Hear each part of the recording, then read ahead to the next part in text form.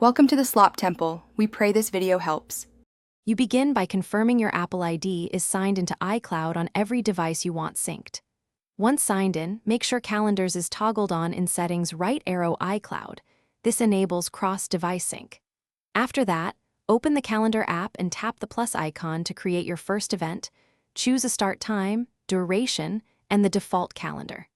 Make sure to set the event's time zone if you travel, and select alerts so you never miss it.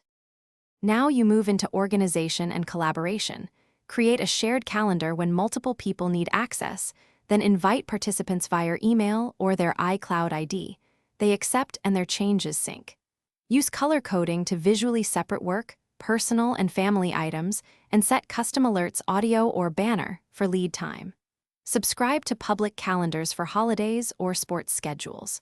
Once done, enable time zone support so recurring events preserve correct times when you cross zones, making scheduling reliable.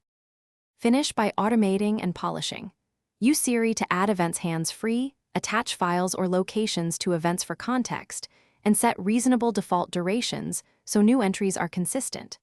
Export or share calendars when needed, and enable event alerts and cross-device notifications to stay informed.